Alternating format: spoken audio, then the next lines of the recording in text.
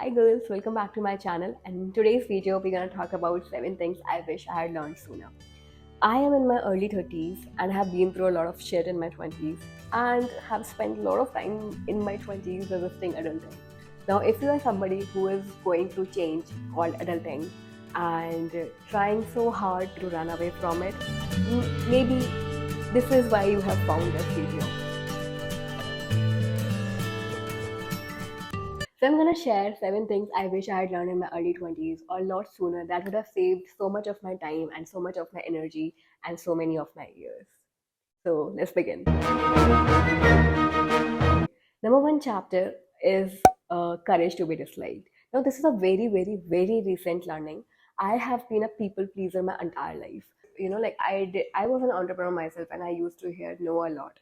And 99 of 100 times I used to go in the washroom and cry about it.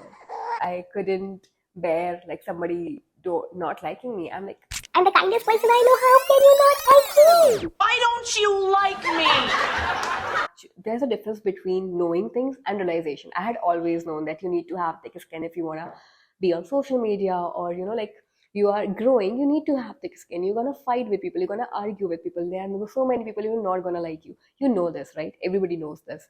But there's a difference between knowing and experiencing it. Nobody likes when people don't like you. Nobody likes when people come to your face and tell you like you are so rude or you are so mean, or maybe something that you are not. So I mean, you need to have thick skin. You need to be okay to not have people like you, because it's not up to you what they think. It's not up to you what their reaction is. The only thing that you can control, only thing under your control is your own reaction and your own thinking. You cannot make them like you, no matter how kind you have been to them. It's not you. So have the courage to be disliked. The next thing I learned was going with the flow and learning the concept of flow and not resisting. So this concept, you will find a lot of videos on this concept. This is, I think, Japanese concept, I guess. So in this concept, you go with the flow of the universe. You do not resist what is happening in your life. So I have been so set in my 20s that if I had a roadmap to achieve my dreams, to achieve certain, my goals, I would just follow that roadmap strictly. And when things would happen in other way, like some other roadmap, I would just reject it. I would reject the opportunities, and I have lost a lot of opportunities in my life because of this. But in my late 20s, I learned this concept of flow and I embraced it. Embraced uncertainty, embracing changes, embracing going with the flow. Think of yourself as a river. If you're going through the valleys, you take the shape of the valleys, and when you go to the sea, you just flow like an open space where you flow. You do not need to know the answers upright, like right now. Let let life happen to you sometimes. Okay, so moving on, next chapter is embracing my femininity. Society's idea of success is very masculine. Like, we call successful only when you reach certain level of money expectations from your parents or from your society. If you are earning, if you are an artist, you are not successful, especially if you are in South Asia. You know how your parents are, how society thinks of everybody. So most of the people here are doctors, engineers, lawyers, and all climbing the corporate ladder. But all of this is very, very masculine idea of success. To have your own definition of success is the second step. First, you need to know yourself.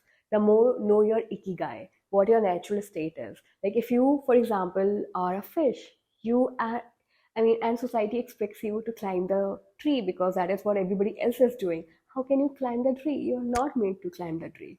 You are made to swim the seas, swim in the river. That's what you should be doing. So to do that, you need to know your ikigai, what you are driven by, what your mission is, what drives you, what you are good at, and what the world needs, etc. To know what your definition of success is and have your own definition of success instead of following the definition of the society.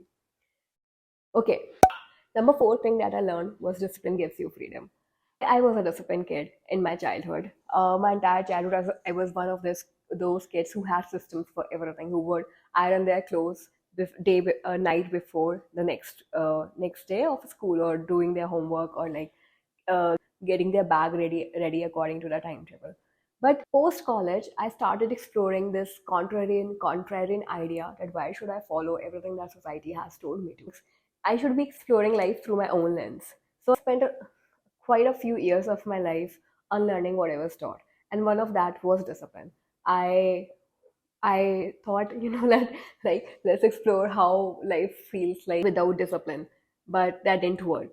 And I did experiment a lot around it, but finally gave in and realized actually it's the other way around. Discipline is the discipline that gives you freedom, that makes up more space for you to do more things.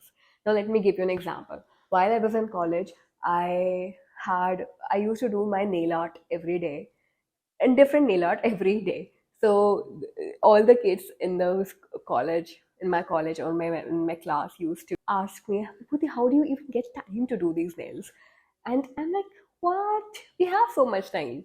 And let me tell you, I used to spend a couple of hours after college around my friends, even a couple of hours doing my assignments and everything else. And I was like, I get so much. I mean, we have so much time. So it's not about having time. We all have 24 hours in a day. It's about having system. Like, for example, if you want to do laundry, you can set days for it. Like, like Saturday is a laundry day, just like children from Saturday is laundry night. or self-care Sundays. You don't have to do everything every day. So the more disciplined you are, the more time you have, and the more confident you feel in yourself, because you did the thing you promised yourself.